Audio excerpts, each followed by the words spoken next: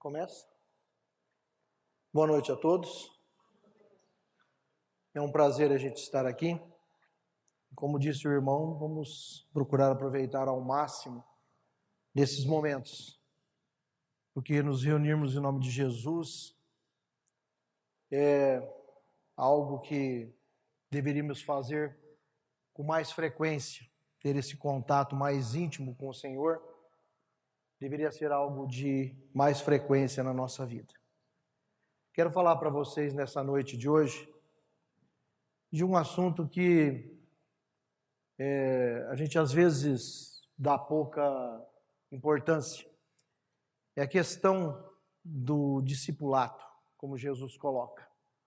Jesus, ele coloca para nós uma frase no Evangelho de João, capítulo 8, versículo 32, que eu creio que todo mundo conhece. Diz que se nós conhecermos a verdade nos libertará. Então, esse texto da verdade, ela fica muito fugidio. Verdade. O que é verdade? Verdade, Pilatos perguntou para Jesus o que é a verdade. E Jesus, ele se calou na frente de Pilatos. Ele não respondeu nada. Por que não respondeu nada? A gente vê no Evangelho segundo o Espiritismo que Kardec pergunta, falando do texto fora da verdade não há salvação, Kardec coloca a seguinte questão. Ele pergunta para a espiritualidade. Pergunta não, ele é feita a seguinte colocação. Quem poderá gabar-se de possuir a verdade? Numa condição mais profunda, com conhecimento, já que as ideias que elas mudam tanto. Quem que é o homem que poderá dizer que é possuidor da verdade? E ele continua dizendo que a verdade, ela é patrimônio de espíritos de uma certa hierarquia, de uma condição maior, que possam compreender Deus em mais profundidade. Então, a gente, observando isso, a gente percebe que a gente vive num mundo de segunda categoria, mundo de provas e expiações. E realmente, nós vivemos dentro de uma verdade relativa, uma verdade que é concernente ao nosso grau de entendimento. Por isso, certamente, Jesus não respondeu a Pilatos o que era a verdade. Porque Jesus, ele, um pouco antes, no capítulo 17 de João, no versículo 17 também, Jesus, ele está orando, fazendo a oração ao Pai, pelos seus discípulos, e ele fala que a verdade é a palavra de Deus. Se a verdade é a palavra de Deus, Jesus, em todos os momentos, ele veio dar testemunho, daquilo que, como ele dizia, as palavras que eu digo, não sou eu quem as diz, mas o Pai que está em mim é quem diz as verdades, as palavras. Então, o ensinamento todo do Cristo, ele gira em torno de uma profundidade muito grande, que ele foi falando por parábolas, foi falando de uma maneira que muitas vezes ele tinha que mostrar para os seus discípulos a interpretação dessas parábolas em particular, porque nem os seus discípulos conseguiam entender o ensinamento do Cristo. Então, o ensinamento do Cristo, a cada momento, ele vem para nós trazer novas luzes. Se hoje, no mundo de provas e expiações, nós estamos conseguindo captar alguma coisinha desse ensinamento, quando nós entrarmos no mundo de regeneração, no mundo celeste, nos mundos felizes, nós vamos estar em contato com esse mesmo evangelho, com esses mesmos ensinamentos do Cristo, mas nós, já um pouco mais desenvolvido, um pouco mais espiritualizados, vamos conseguir compreender com maior profundidade o ensinamento do Cristo. Como eu comecei comentando, que Jesus falou no 8:32 de João, e conhecereis a verdade vos libertará. Esse versículo é extremamente conhecido. A gente vê até em muro, em placas, na traseira de carro, colado em plásticos. Mas tem um versículo que vem antes desse, que é premissa desse, aonde está justamente o que a gente deve fazer para poder conhecer a verdade. Jesus fala assim: se vós permanecerdes nas minhas palavras, verdadeiramente sereis meus discípulos. Aí entra o 32. E conhecereis a verdade vos libertará. Então ele fala para nós, se nós verdadeiramente permanecermos nas suas palavras, nós seremos os seus discípulos, e aí sim nós teremos condições de entender o que é a verdade. E aí sim nós vamos estar livres da ignorância que assola a gente. Porque a gente vive num estado de ignorância. Erramos justamente por ignorar as coisas, preso a uma servidão, de encarnações sucessivas, de ajustes e reajustes para que a gente possa aprender, e a gente fica sempre nessa tônica, não avançando. Por quê? Porque falta um pouco mais de profundidade em relação a nós. E quando Jesus ele começa dizendo, se vós permanecerdes, o permanecerdes, ele demanda tempo. Permanecer. Não é uma coisa, olha, você vem aqui hoje, vai embora, e as coisas vão acontecer na tua vida. Não é assim. É permanência. Permanência.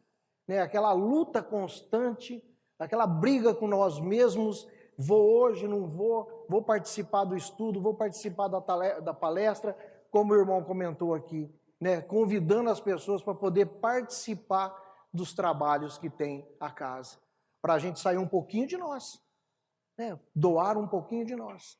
E com isso a gente vai permanecendo, se instruindo na palavra, no ensinamento. Cada vez que a gente vem à casa religiosa, a gente vai, como se diz, se banhando do ensinamento, vai se envolvendo no ensinamento, vai aprendendo determinadas coisas, vai fazendo com que a nossa personalidade vai sendo mudada.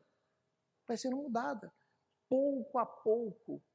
Kardec fala para nós que as mudanças que ocorrem com nós em cada encarnação, elas são imperceptíveis. Então, é um trabalho que demanda tempo, essa permanência na palavra do Cristo, porque em grande parte a gente vê na vida, na própria vida nossa, como que é difícil a gente se manter dentro de uma frequência, dentro de um estudo, dentro de um trabalho metódico, dentro de uma disciplina, como que é difícil. E o permanecer, ele justamente faz isso. A gente perseverando, a gente sendo constante, a gente está, como se diz, sendo teimoso com as coisas. Estamos ali, lutando. Então já permanecendo, vai compreendendo essa palavra. E só depois que a gente começar a compreender isso, a gente começar a despertar, é que a gente vai conseguindo, ser discípulo. E aí entra uma outra questão. A gente, em grande parte da nossa vida, nós não somos discípulos. Nós somos meros alunos, na realidade. Porque existe uma grande diferença entre ser discípulo e ser aluno. Aluno, todos nós somos.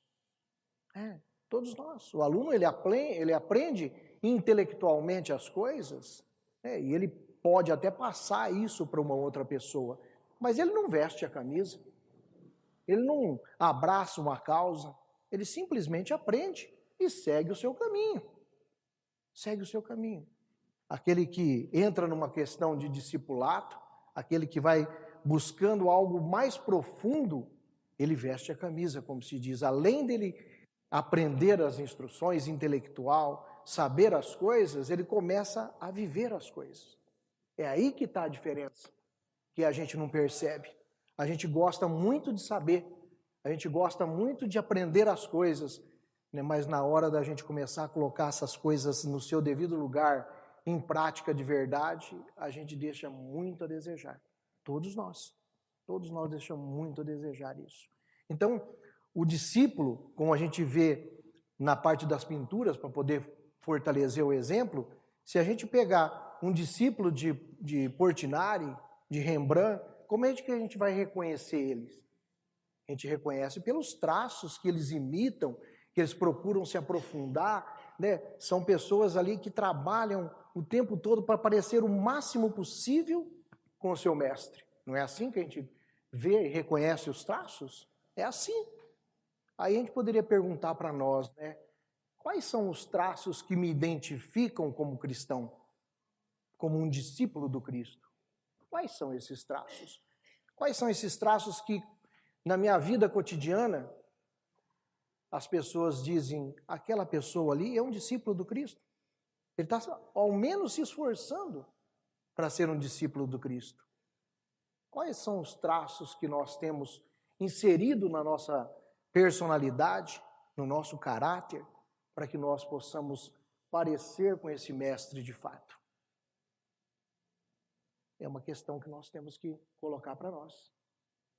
E na questão 625 do Livro dos Espíritos, todos nós conhecemos, Kardec pergunta para a espiritualidade quem é aquele que serviria para nós de guia, de modelo, e a espiritualidade responde, vê de Jesus. E olha, guia e modelo é uma coisa extremamente profunda. A espiritualidade não teve dúvida em responder isso. Ela não fez conjecturas nenhuma.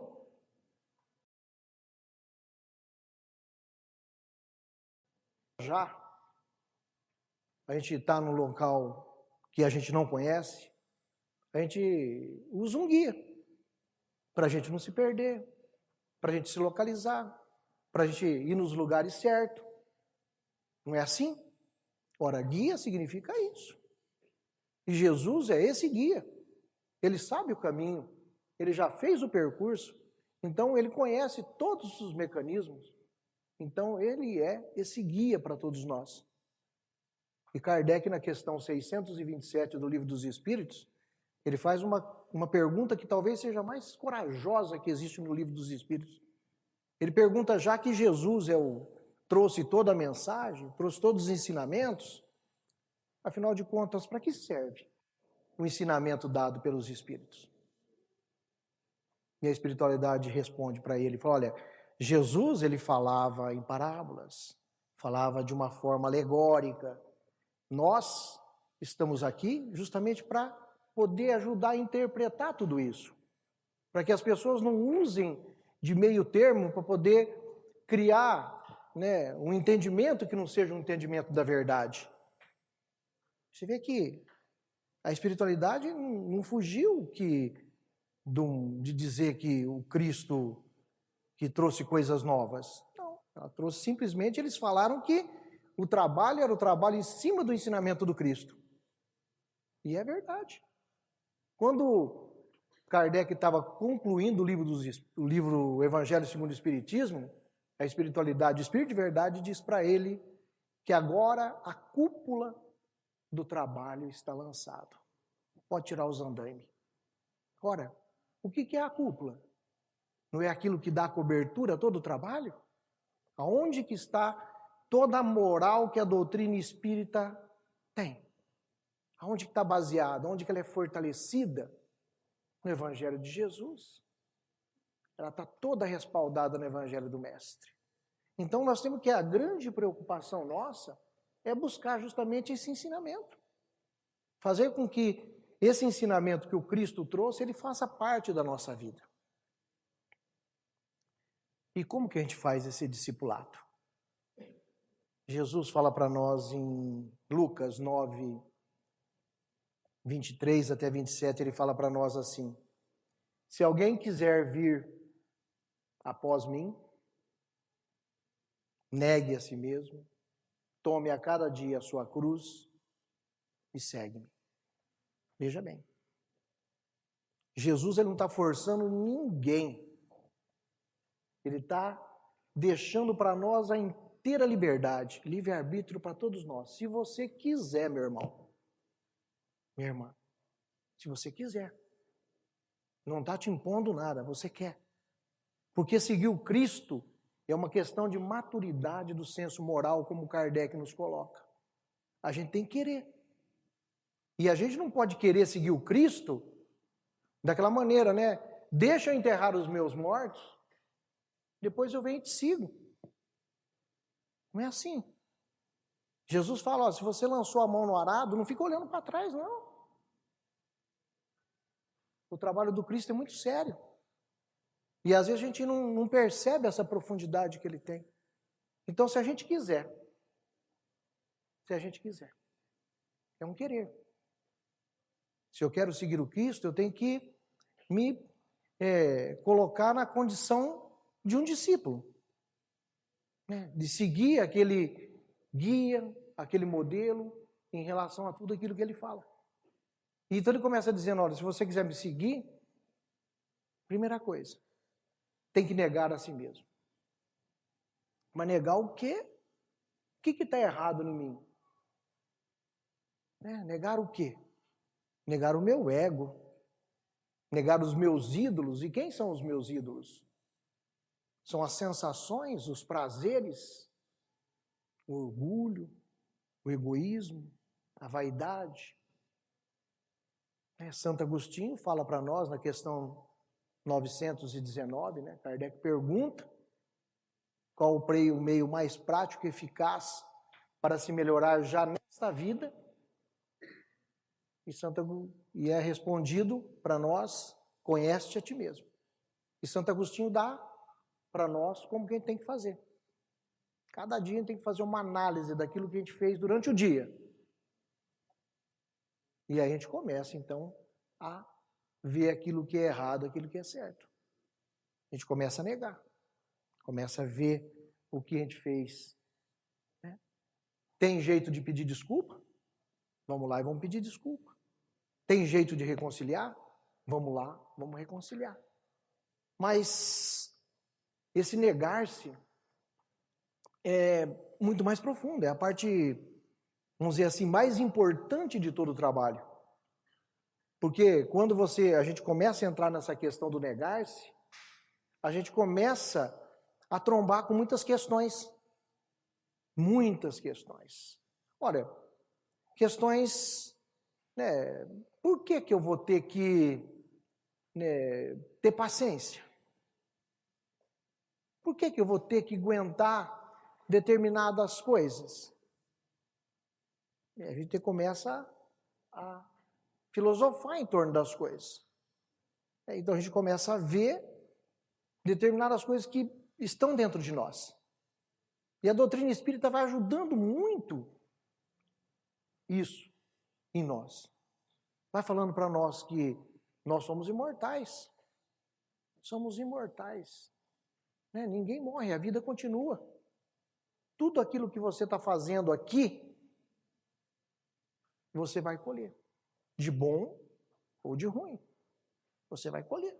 A doutrina vem falar para nós. Então, quando a gente começa a olhar para as coisas que nos atribulam, pelas dificuldades que nós passamos, pelos enfrentamentos que temos no nosso dia a dia, a gente começa a encontrar, né, o responsável por tudo isso. E a gente acaba vendo que o responsável de tudo isso é um cara chamado eu.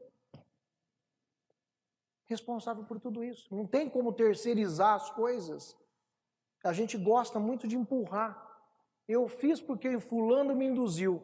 Sim, mas você aceitou. Responsabilidade nossa. A gente começa a tomar contato com a responsabilidade de uma maneira mais profunda. Então, esse negar-se, a gente vai passando por uma série de experiências, de entendimento, vai conseguindo compreender, né, os porquês da vida. O que eu estou fazendo aqui? Para que serve essa vida? Qual a importância da vida física? Já pensaram na importância da vida física? Para nós que acreditamos na reencarnação, ela é o grande instrumento que nós temos para dar os passos que necessitamos rumo à perfeição. Só isso. Né? E se não for ela, como é que nós vamos fazer? Como é que nós vamos fazer? E nós, em grande parte, nós vamos empurrando a vida com a barriga, como se diz. Né? Vamos matando o tempo Aí quando chegamos do lado de lá, nos defrontamos com nós mesmos e fala quanta coisa eu deixei de fazer. Porque julgado por aquilo que nós fizemos de errado, nós já vamos ser. É fora de questão.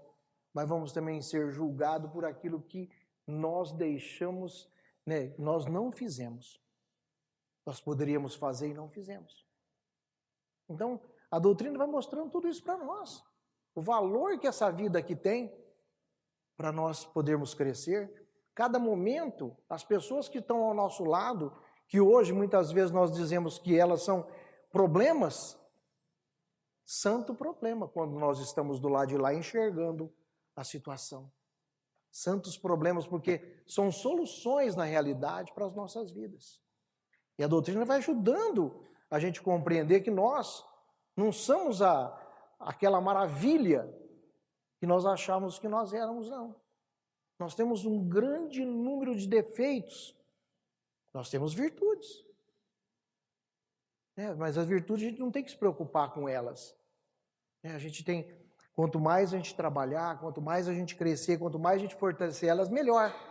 Mas a gente também tem que trabalhar, olhando para as nossas imperfeições, para que nós possamos saber até onde a gente consegue ir, até onde a gente consegue superar as coisas.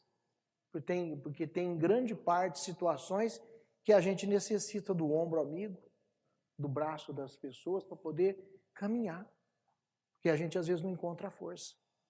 Então, quando a gente está vindo à casa religiosa, a gente encontra essas forças, quer da espiritualidade, nos inspirando os bons pensamentos, as boas resoluções, quer dos próprios amigos da casa, nos auxiliando, nos ouvindo, sendo companheiros. E a gente vai crescendo, a gente vai desenvolvendo, a gente vai negando aquela personalidade que nós achávamos que era, o bom. Nós vamos negando. E a gente tem que ir aprendendo todos esses detalhes, porque são passos que nós temos que seguir. E se a gente não for aprendendo os detalhes, o passo seguinte, a gente se vê num lugar falso. Negue-se a si mesmo. Tome a sua cruz. Quantas pessoas que se aproximam de Jesus, achando que Jesus vai carregar a cruz para ele. Quantas são as pessoas que vêm atrás de Jesus e só pedem. Nós temos uma mania grande de fazer isso. E se a gente lembrar de um cara chamado Paulo de Tarso, quando ele estava no caminho de Damasco, chamado ainda Saulo, quando ele se defronta com Jesus ali, ele não fala, ele não pede nada para Jesus. Ele só vira para Jesus e diz para ele assim: Senhor, o que queres que eu faça? O que queres que eu faça? E a gente não faz isso. Na briga, na hora que está as coisas tumultuadas na nossa vida, a gente não fala: Senhor, o que o Senhor quer que eu faça? E ele certamente responderia: olha, tem um pouquinho mais de calma, um pouquinho mais de paciência, um pouquinho mais de tolerância. Eu estou aqui do teu lado, estou enxergando teus problemas, tua dificuldade. Vai com calma. Nós não só ficamos pedindo: Senhor, me ajuda, Senhor, me ajuda, Senhor, me ajuda. Senhor, me cura. Senhor, afasta os espíritos atrasados de mim. Nós só queremos isso. Mas o trabalho com Jesus é diferente. É muito diferente. Ele fala para nós pegar a cruz e seguir com ele. A gente vê em outra passagem Jesus dizendo: vinde a mim todos vós que estáis sobrecarregados e eu vos aliviarei. Ele não falou que ia carregar tudo teu, não. Ele vai aliviando. Você está com 100 quilos de peso nas costas, ele vai tirar uns 20 ali, vai dar um alívio, não vai? E você continua a tua jornada. A gente vai continuando a jornada da gente. E ele vai ajudando a gente. Ele vai instruindo a gente. E aí essa instrução vai fazendo cada vez mais nós nos achegarmos a ele. Sermos companheiro dele. Trabalhar com intimidade com o Cristo. Já perceberam que nós não temos muita intimidade com o Cristo? Intimidade com Deus. Jesus, veja como Jesus ora. Jesus, ele trouxe para nós o significado de pai. E às vezes a gente, nas nossas orações, cria uma série de pompas. Para quê? É assim que você conversa com seu pai? Conversa com o teu pai, ele sabe tudo de você. Conversa, mostra as tuas fraquezas, fala delas. Fala dos teus problemas, não tem problema. A gente fala. Mas fala de uma maneira como se você estivesse falando realmente com uma intimidade com uma pessoa. E às vezes a gente coloca Deus tão distante. É porque nós estamos mortos. Sabia que um dos significados do termo morte na Bíblia é justamente distância de Deus? Distância de Deus. Quando nós estamos mortos é que nós estamos distantes de Deus. A gente precisa se aproximar mais, travar mais intimidade com Ele.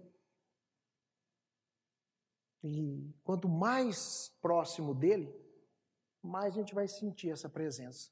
A gente vai sentir a força da sua ação sobre a nossa vida. Tem uma passagem que está no livro de Josué, lá no Antigo Testamento, bem no comecinho, no capítulo 1, em que vocês sabem, todos nós sabemos que morreu Moisés e Josué que entrou com o povo para a terra prometida. É assim que é colocado lá.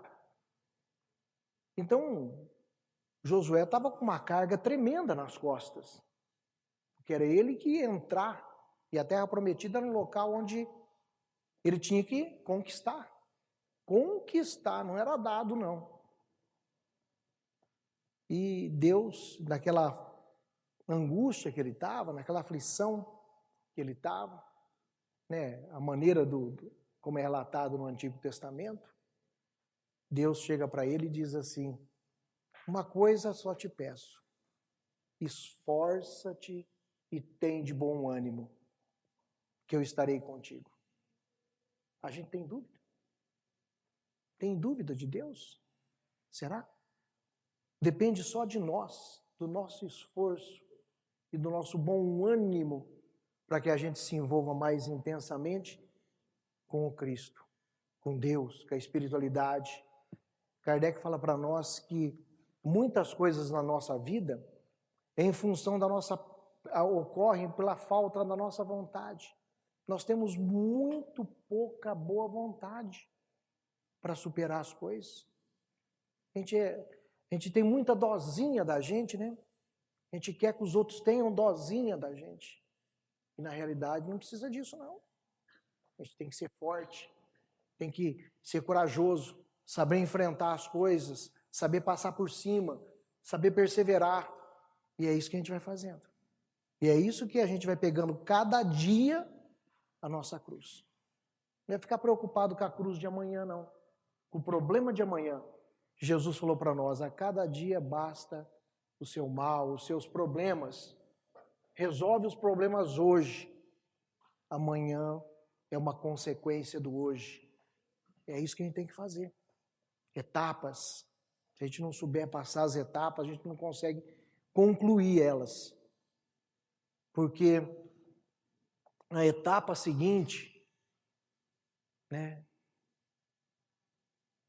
a de seguir a Jesus. Pegue a sua cruz a cada dia e me segue. Aí que está o problema. Aí que está o problema, porque quando a gente realmente se pôr no caminho para seguir Jesus de fato, vai entrar aqueles ensinamentos que Jesus disse para nós. Olha, se alguém te bater numa face, dá outra. Dá o teu entendimento, porque dar a outra face é dar o nosso entendimento para a agressão. Olha, se alguém te pedir para você caminhar 1000 passos, caminhe 2000. Porque 1000 passos, na época antiga, era da lei. Mas você tem que ir além da lei, você não pode permanecer só na lei. Se você caminhar mais um tanto, você está caminhando já por amor. E se você estiver caminhando por amor, quem sabe você consegue tocar o coração daquela pessoa que está ao teu lado te forçando, te fazendo passar por dificuldades. E vai seguindo o ensinamento do Cristo. Ora por aquele que te calunia. Perdoa, não 7 vezes, mas 70 vezes 7. E é assim. O ensinamento vai seguindo. Vai seguindo. Tem um texto no livro Segue-me. Eu peço licença para vocês para poder ler ele, do Emmanuel. Ele fala assim, é justamente desse trecho do texto Segue-me. Ele fala assim, amai os vossos inimigos, orai pelos que vos perseguem e caluniam, bendizei os que vos maldizem, emprestai sem nada esperardes, não julgueis para não serdes julgados. Entre vós, o maior seja o servo de todos, buscai a porta estreita. Eis que vos envio como ovelhas em meio de lobos. No mundo tereis aflições. E Emmanuel remata dizendo assim, mediante afirmativas tão claras, é impossível aguardar em Cristo um doador de vida fácil. Ninguém se aproxime dele sem o desejo sincero de aprender a melhorar-se. Não tem dúvidas. O trabalho do Cristo é um trabalho constante para todo o nosso dia, para todas as horas, para todos os momentos, e a gente vai crescendo. A gente vai crescendo. Tem uma historinha, que é para finalizar o trabalho, que eu acho que já está dando tempo, né? Já deu tempo já? Tem um pouquinho? Tem uma historinha que ela diz o seguinte, que um discípulo, já um pouco cansado da permanência, ele chega para o seu mestre e diz, olha, estou cansado, não dá mais. Eu já aprendi tudo, já escutei o senhor falar de tudo, e parece que a minha vida não tem transformação, parece que a minha vida não tem mudanças. Eu vim aqui para dar uma satisfação para o senhor, porque o senhor me ajudou muito, ajudou minha família, ajudou todos nós. Então eu queria agradecê-lo por tudo aquilo que o senhor fez. Então esse mestre disse para o discípulo, olha, vou te pedir só mais uma coisa para você. Está vendo esse cesto aqui de vime?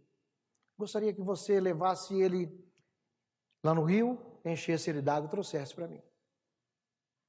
O jovem olhou para o cesto. O cesto estava sujo, fedido, estava feio o cesto. Ele não entendeu, foi lá, encheu o cesto, voltou, logicamente, né? O mestre perguntou para ele, o que você aprendeu da lição? Ele começou a sorrir de uma forma sarcástica e disse, olha, que cesto de vime não segura água. O mestre falou para ele, olha, por favor, mais uma vez, vai buscar água. Isso se repetiu umas 10 vezes. Aí chegou nesse último momento, o rapaz já estava cansado de fazer isso, porque o local era longo, colocou o cesto lá de novo e o mestre perguntou, o que você tirou de lição nisso? O que você aprendeu? Que cesto de vime não segura água. Ele falou assim, observa direito. Observa direito. Aí ele olhou, o cesto está limpo. Não está mais fedido. Né? Deu uma boa limpada. Está meio encardido lá por dentro, mas está limpo. Está limpo. O que essa lição tem a ver com a gente? Tem muita coisa a ver com a gente, né?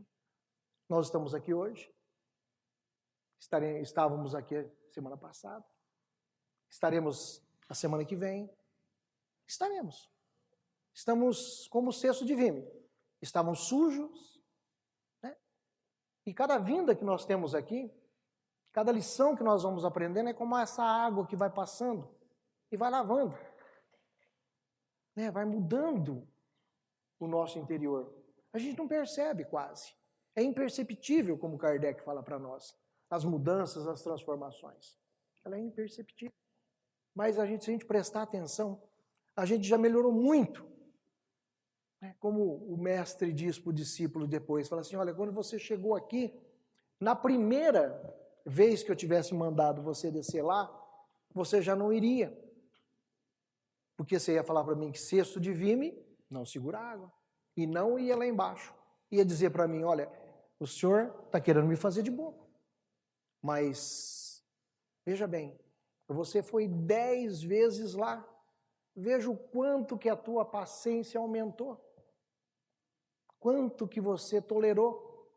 E é assim, a nossa vida na casa espírita, o aprendizado que a gente vai tendo aqui, vai limpando a nossa alma, vai mudando, vai tirando as nossas imperfeições. Nós vamos aprendendo com o ensinamento do Cristo cada vez mais. E a gente vai fazendo com isso a nossa mudança, a nossa transformação. Nós vamos deixando aquele ser tão grosseiro que nós éramos e nos transformando em seres mais maleáveis, em pessoas mais propensas.